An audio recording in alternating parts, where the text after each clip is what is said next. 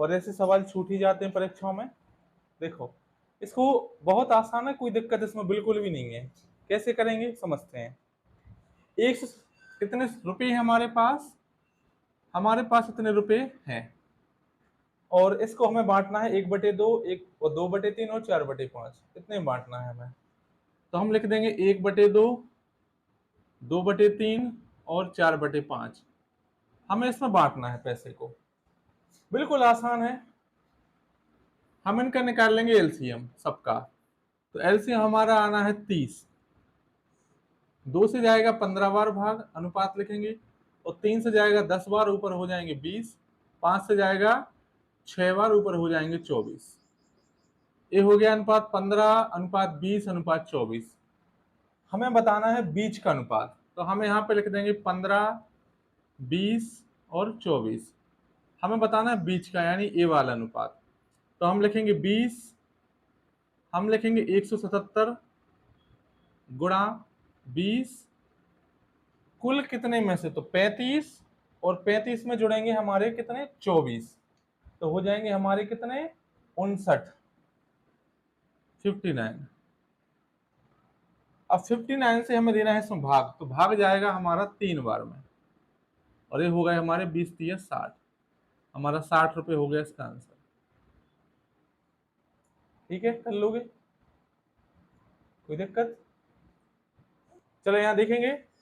तो हम क्या काम करेंगे, हमें इस 6400 रुपए को इस अनुपात में बांटना है।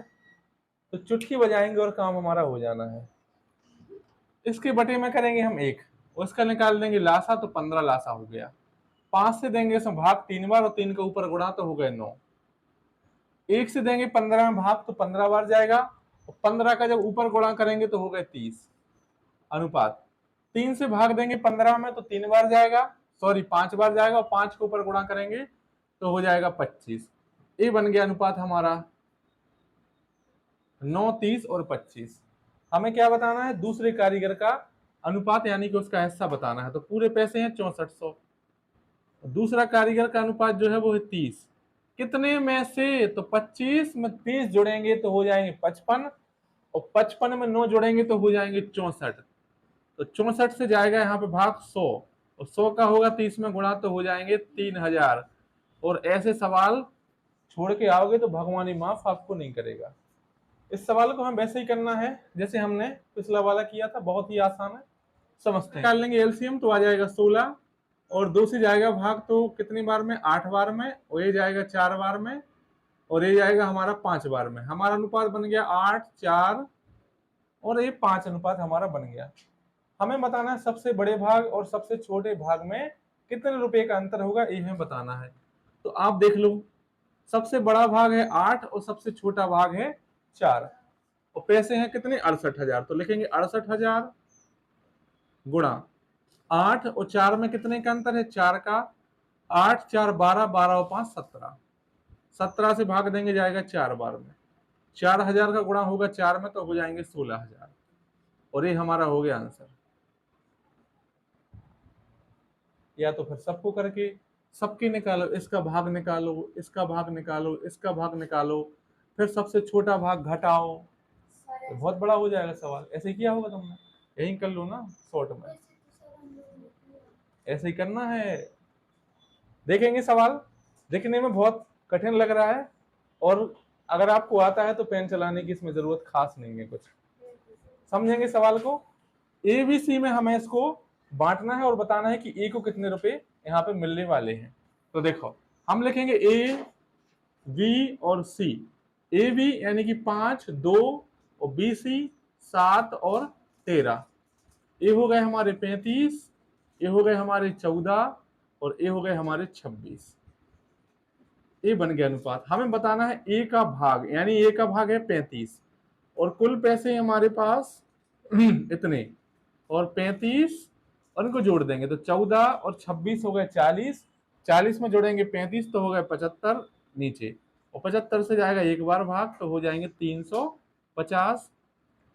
पेन चलाने की भी इसमें जरूरत नहीं। जो सवाल दिया गया है वो सवाल है कि 1250 रुपए को एबीसी में बांटना है, और वो कह रहा है यहाँ पे कि ए जो है बी के भाग का 2/9, यानी कि ए जो है वो बी के भाग का 2/9 प्राप्त कर लेता है, और सी जो है वो ए के भाग का 3/4 प्राप्त कर लेता है। तो सी जो है वो ए के भाग का यानी कि 3/4 प्राप्त कर लेता है। ठीक है, यहां तक तो कोई समस्या नहीं है, बात समझ में आ गई यहां तक। अब देखो आगे समझेंगे।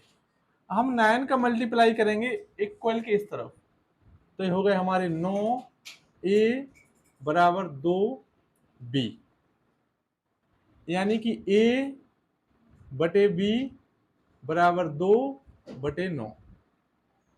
ठीक है, यानी कि क्या हो गया, a अनुपात b बराबर 2:9। इतना काम हमारा हो गया, यहां तक तो कोई समस्या है नहीं। अब देखो, हम इसका 4 का गुणा करेंगे c में, तो हो जाएंगे हमारे 4c बराबर 3a।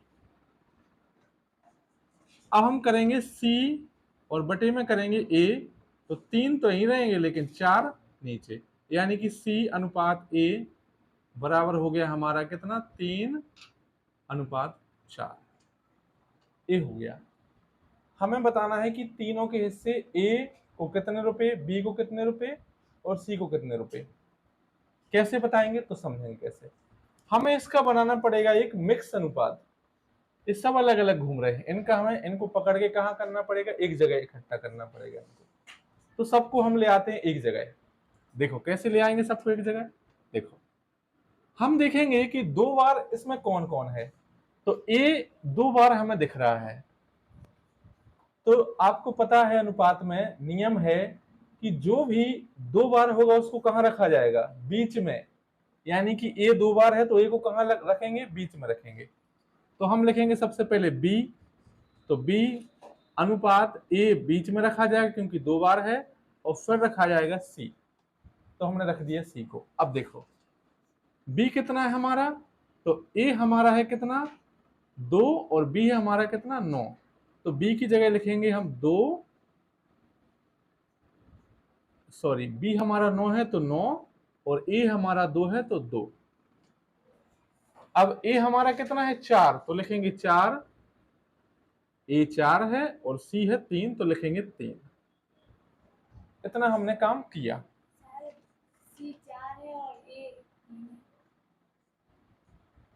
सी 3 है और ए हमारा 4 है। अब देखो ए हो गए हमारे कितने 36 अनुपात, ए हो गया हमारा 8 और ए हो गया हमारा 6। इसको हम काट देंगे तो कटेगा 18 बार में, एक इसको काट देंगे तो 4 बार में, इसको काट देंगे तो 3 बार में। 18 अनुपात 4 अनुपात 3, ये क्या बन गया हमारा, ये बन गया बी ए और सी। तो बी ए और सी, ये हमारा अनुपात आ गया।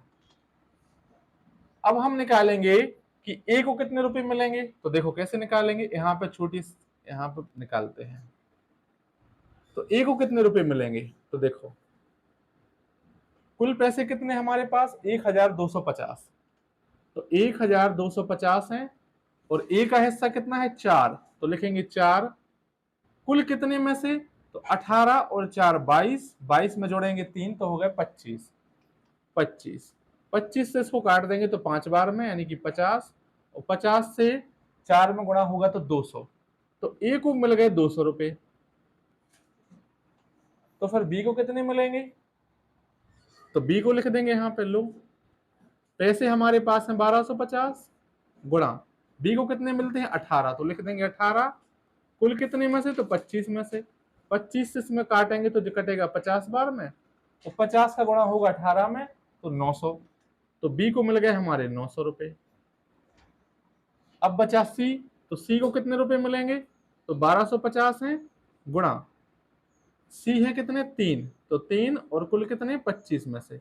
25 से फिर ही कटना ही है 5 बार में, यानी कि 150 रुपए किसको मिल गए, इसी को मिल गए। 200, 900 और 150 तीनों को हमने यहाँ पे बांट दिए। कोई समस्या, कोई दिक्कत नहीं थी, बहुत आसान था, करो। और यहाँ पे क्या दिया गया है, एक ही राशि का 1/2 है, तो 1/2 हमने अब लिख दिया। और ए है बी के राशि के 1/3 के बराबर, तो बी के है 1/3 के बराबर, तो 1/3। और फिर है हमारा सी के 1/4 के बराबर, तो लिख देंगे सी का 1/4, यानी गुणा यहाँ लगा देंगे और कर देंगे, इसमें कोई दिक्कत नहीं। तो लिखेंगे 1/2, ए का गुणा होगा एक में, तो ए ही आएगा, और ए हो जाएंगे b/3, और ये हो जाएंगे हमारे c/4। इतने हो गए। अब हम कैसे करेंगे, सबसे पहले क्रॉस मल्टीप्लाई यहाँ करेंगे, तो ये हो जाएगा हमारा 3a बराबर 2b, यानी कि a/b बराबर 2/3, यानी कि a अनुपात b बराबर हो गया 2:3। अब हम क्या काम करेंगे, अब हम इन दोनों को ले लेंगे और इनमें क्रॉस मल्टीप्लाई कर देंगे, तो हो जाएगा हमारा 4b बराबर हो गया हमारा 3c, b/c बराबर हो गया 3/4, तो b अनुपात c बराबर 3:4। इतनी बात हमारी हो गई, और यहां तक कोई समस्या हमें उत्पन्न अभी तो नहीं हुई। अब समझते हैं, तो लिखेंगे a अनुपात b अनुपात c, तो लिखेंगे 2 और 3, और bc हमारा है 3 और 4, a हो गए 6, a हो गए हमारे 9, और a हो गए हमारे 12। 3 से भाग दे दो सब में, तो जाएगा ये 2 बार में, ए जाएगा 3 बार में, और ये जाएगा 4 बार में। 2, 3 और 4 हो गया, कोई दिक्कत नहीं हुई यहाँ तक। अब तो हमें कोई दिक्कत ही नहीं है, अब तो केवल बांटना ही है, तो बांट ही देंगे, क्या दिक्कत है, अब तो कोई समस्या ही नहीं है। तो ऐसे हमारे पास 900, तो देखो ए को कितने मिलेंगे, तो 900 है, और ए का भाग है हमारा 2, तो लिखेंगे 2, और बटे में आ जाएंगे हमारे 5 और 4 9, 9 से जाएगा भाग 100 बार में, 100 का गुणा होगा 2 में, तो 200 हो गए, तो 200। बी का भाग निकालना है, तो है 900 गुणा, और बी का हिस्सा कितना है 3, तो 3 और कितने 9, तो बी का हिस्सा हो गया कितना 300, सी का हिस्सा 900 गुणा 4, और ये जाएगा 100 बार में, और सी का हिस्सा हो गया 400। 400, 300 और 200 आंसर, ठीक है। यानी ए को मिलेंगे 200, बी को 300 और सी को 400, ठीक है। देखेंगे 490 रुपए हैं, और इनको हम ए बी सी में बांट देंगे, तो कैसे बांटेंगे, तो देखो कैसे, ए बी और सी, ऐसे हमें इसको बांटना है। कह रहा है ए का हिस्सा बी के हिस्से से कितना है, आधा, और सी के हिस्से से 3 गुना। ए का हिस्सा बी के हिस्से से तो आधा है, लेकिन सी के हिस्से से 3 गुना है, तो आप कैसे करेंगे, आप लिख दो यहां पे कि मान लो ए का हिस्सा है 6x, अब ए का हिस्सा जो है बी के हिस्से से आधा है, तो हमें बी का हिस्सा करना पड़ेगा 12x, तभी तो क्या होगा, आधा होगा। जब इससे आधा होगा ना ए का हिस्सा, तो ए का हिस्सा 6x हो गया। जब ए दुगना है, तो ये आधा हो गया इससे। अब वो कह रहा है सी के हिस्से से 3 गुना है, यानी ए का हिस्सा सी के हिस्से से हमें 3 गुना करना है, तो हम यहाँ क्या कर देंगे 2x, तो अभी हो गया 3 गुना, इसमें 3 का गुणा करोगे तो हो गया 6x, बस काम ही खत्म हो गया। हमें क्या बताना है, सी का हिस्सा क्या है, तो वो बता देंगे, फिर क्या है। ये सब कट गए, देखो यहाँ पे ये कट गए हमारे कितने बार में, 2 से 3 बार में, और 2 से कटे 6 बार में, और 2 से कटा 1 बार में, ये बन गया अनुपात। हमें बताना है इसमें सी का हिस्सा कितना होगा, तो सी का हिस्सा कितना होगा बता देंगे। पैसे पूरे हैं 490, और सी का हिस्सा है 1, कुल कितने में से 4 और 10, 10 में से 1 कट गया, यानी हमारा आंसर कितना हो गया 49। मन से समझना पड़ेगा, दिमाग लगाना पड़ेगा, ये तो बनाना ये है तो सबसे बड़ी खिचड़ी है, इसको बंद करो। कोई भी नंबर ले सकते हैं आप। कुछ रुपए ए बी सी में बांटे गए, ए कुल राशि का 3/16 भाग, और बी कुल राशि का 1/4 भाग प्राप्त करता है और सी को 81 रुपए मिलते हैं।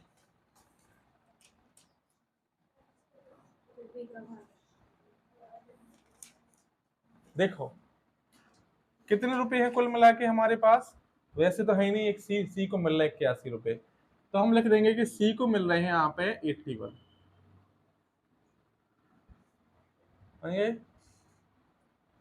हमने मान लिया कि कुल जो हमारे पास रुपए हैं वो रुपए हैं हमारे पास कितने, एक्स। कुल कितने रुपए हैं, एक्स। तो ए को कितने मिल रहे हैं, 3/60। तो ए को कितना मिल रहा है, कुल रुपए का 3/16 यानी 3x/16 कितना मिल रहा है। और बी को कितना मिल रहा है, बी को मिल रहा है कुल पैसे का कितना, 1/4। तो 1/4 यानी x/4। ठीक है, तो हम देख लेंगे ए और बी को कुल पैसा कितना चला गया। तो 3x/16 प्लस x/4 इतना पैसा ए और बी ने ले लिया। तो कितना ले लिया कुल मिला के, तो देखो कितना ले लिया। तो एलसीएम 16 और यहाँ हो गया 3x प्लस यहाँ हो गया कितना 4x यानी कि 7x/16। ए किसने ले लिया, ए तो ए और बी ने ले लिया। तो सी को कितना मिला होगा, तो देखो सी को कितना मिला होगा। तो सी को कितना मिला होगा, कुल एक्स रुपए थे, 7x/16 तो किसने ले लिए, ए और बी ने ले लिए। तो बाकी जो बचे होंगे वो सी को मिले होंगे। तो x में से हम घटा देंगे इसको तो निकल आएगा हमारे पास सी का हिस्सा। तो 7x/16, 16 का गुणा होगा x में तो 16x हो जाएंगे और 16x में से 7x घटाएंगे तो कितने हो गए, 9x हो गए। तो कितने, 9x/16। ये किसको मिले, सी को। और सी को यहाँ कितने मिल रहे, 81 रुपए। तो देखो 9x/16 बराबर कितने, 81। 9 से कटेंगे 9 बार में, तो x बराबर कितना हो गया, 16 का गुणा होगा 9 में तो कितने, 144 रुपए आंसर। यानी कुल पैसा कितना था वो, 144 रुपए थे। ये हमारा आंसर हो गया। बात समझ में आ गई।